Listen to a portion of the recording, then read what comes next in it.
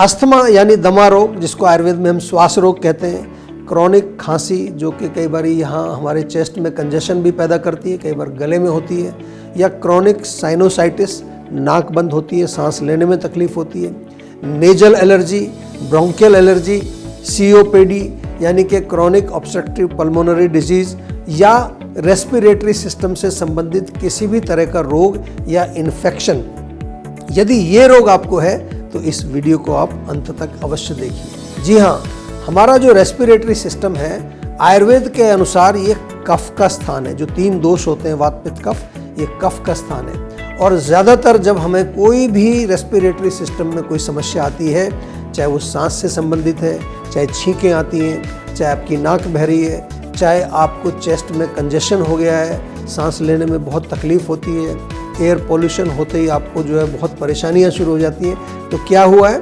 कफ का प्रकोप। यानी कि सिंपल भाषा में कहें तो आपके लंग्स में म्यूकस जमा हो जाता है। अब इस म्यूकस को आप क्या करते हैं? टैबलेट लेते हैं, एंटीबायोटिक्स लेते हैं, इनहेलर लेते हैं, उसको सुखा देते हैं, या थोड़ी देर के लिए लंग्स को डायलेट करके आपको सांस आ जाता है और आपको लगता है आप बिल्कुल आराम से जी रहे हैं। लेकिन रोग तो आपका पीछा नहीं छोड़ रहा है।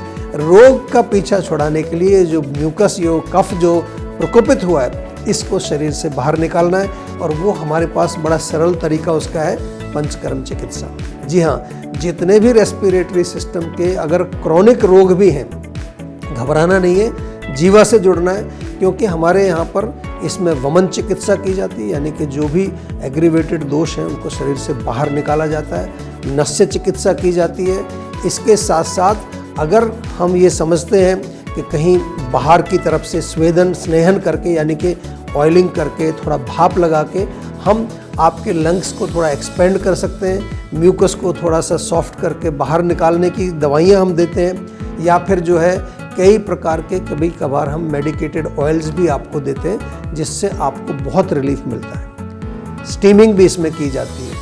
कभी कभार इसमें हर्बल, एक धूम्रपान हम कहते हैं, हर्बल स्मोक भी दिए जाते हैं, जो कि अंदर के कफ को नष्ट करके शरीर से बाहर निकालते हैं। बहुत अच्छी चिकित्सा है, बहुत इफ़ेक्टिव चिकित्सा है, और बहुत ही आपको इससे रिलीफ भी मिलेगा, और आपके रोग की जड़ तक पहुंच करके आयुर्वेद आपका उपचार करता है। और जो लोग अपने लंग्स को, अपने रेस्पिरेटरी सिस्टम को स्वस्थ रखना चाहते हैं, क्योंकि आजकल पॉल्यूशन इतना बढ़ गया है, आप जानते हैं सभी, उसके लिए साल में एक बार आपको अवश्य पंचकर्म करना चाहिए। अगर आप भी किसी भी प्रकार के नाक, गला, फेफड़े या रेस्पिरेटरी सिस्टम के रोग से पीड़ित हैं, तो घबराना नहीं है, आपको तुरंत अपने निकटतम जीवा क्लिनिक से संपर्क करना है, या इस नंबर पर कॉल कीजिए। बहुत बहुत धन्यवाद। नमस्कार।